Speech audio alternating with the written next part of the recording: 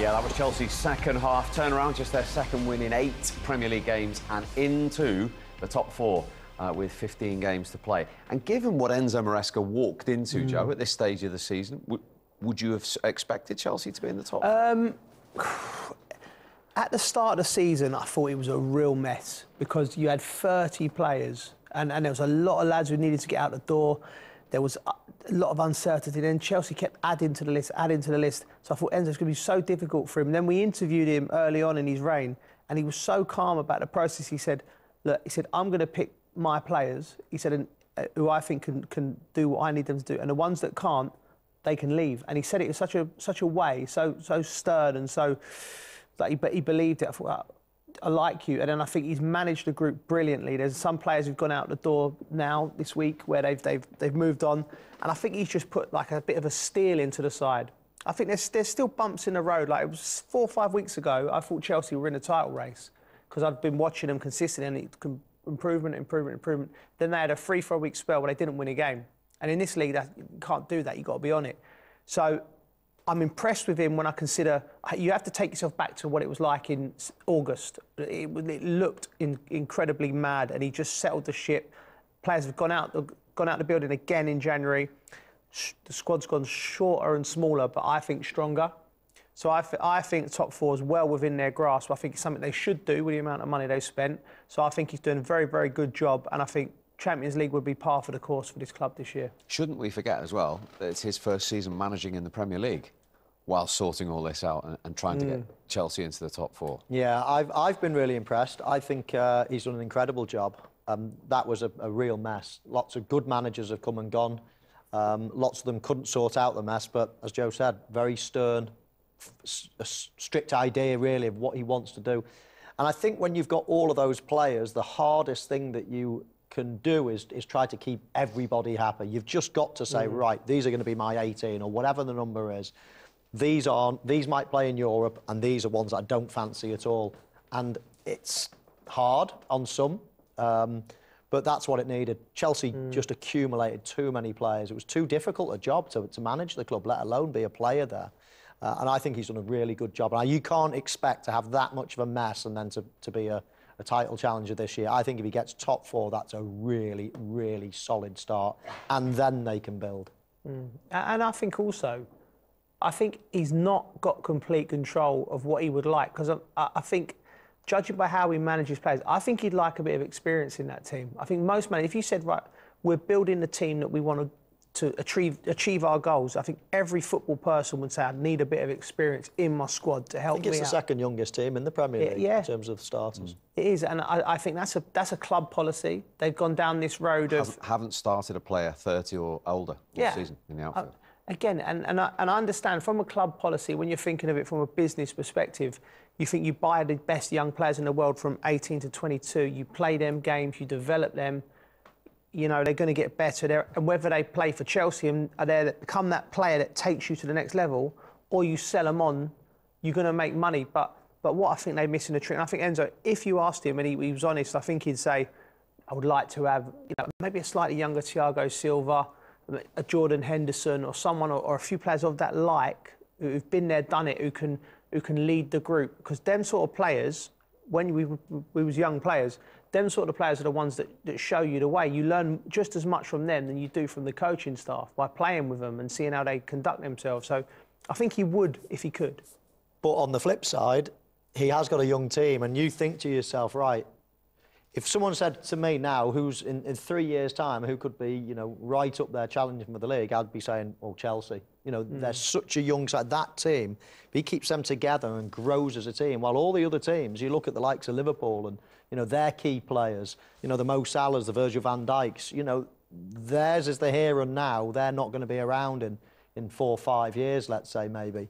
So Chelsea are going to be building that team with a real young basis of the squad. It could be very exciting for the years ahead. I agree with Joe in that, you know, for the here and now, a couple of experienced players would be brilliant. But looking at the future, wow, it'd be exciting to be a Chelsea fan. It's a culture change for the fans, Mo, because the fans for the last 20 years under the Abramovich era it was always about the here and now. It was always about, you know, the manager would go if he wasn't first, second, or even third. You're gone.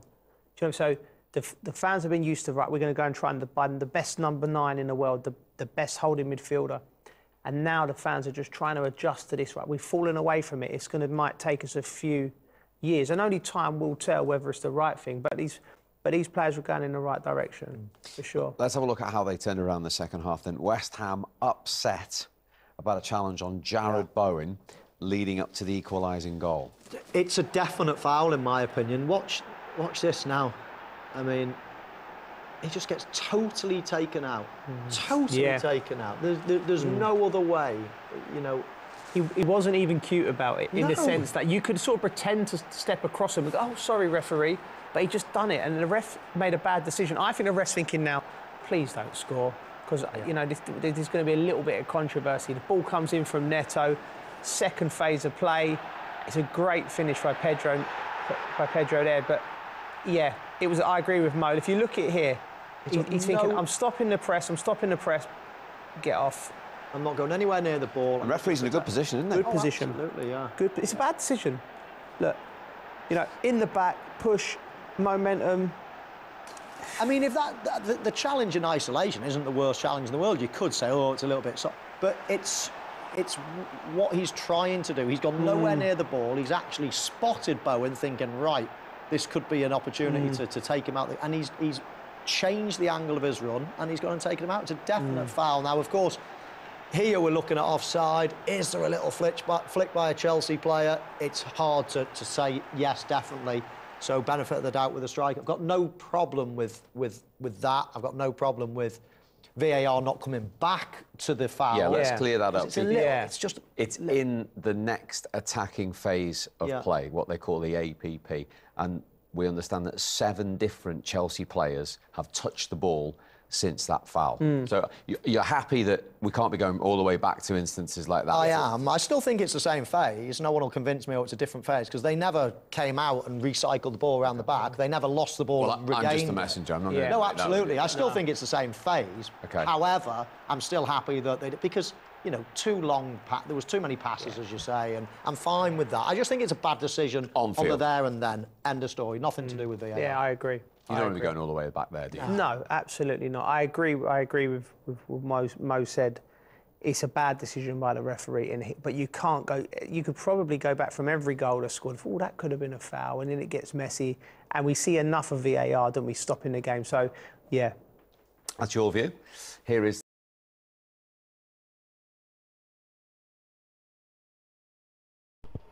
What a performance by Chelsea. Well, it's not easy to come back from a 1 goal down to win 2 goals to 1, especially, you know, when a lot has been against you, when you have not been playing well, out of form. You know, they are lacking confidence going into this game because they haven't been the best version of themselves. They started the season early, and unfortunately, you know, fell apart when it matters in December period, and then lost their second place position in the league out of top 4, and then this win coming back into the top 4 there. It has been a roller coaster period for Chelsea Football Club, and these players are feeling it. You know, this is a big club and they are feeling the heat. So to come back from 1 goal down to win 2 goals to 1 against West Ham in a London derby, they will have to take a lot of confidence from that. That's a very, very good reaction in the second half, especially Neto and the Micheal that came on. They had serious energy.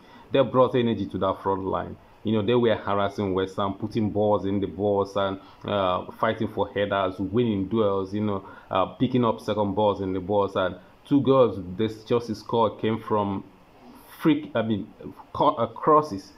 And that's the thing, you know, if you can break teams down through the middle, put crosses in the box and force them to defend the first ball and second balls.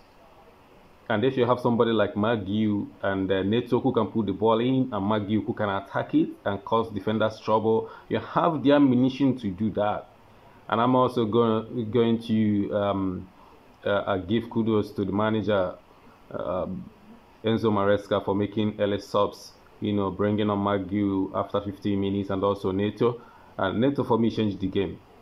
He changed the game. He was outstanding. He was extremely very good in this game. You know, he was a lot better than Madueke, who started the game, and hopefully Chelsea will kick on from here. Their next game is against Brighton, and I'm sure I believe they are better than Brighton. And Brighton play the kind of football that gives Chelsea opportunity to shine.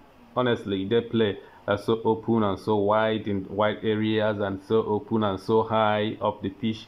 It's the kind of game that gives Chelsea the opportunity to run riot. So you could be looking at Chelsea winning two games in a row and then kick on from there. You know, anything is possible. You know, for these boys, they deserve that because they have been absolutely amazing this season. The youngest team in the Premier League this season, you cannot say anything less than give them kudos because they have been absolutely amazing to this period, because not many people banked on them to make it to the top 4, but here they are, you know, competing among the top teams in the Premier League. Well, that's a wonderful victory, well needed, much needed by Chelsea.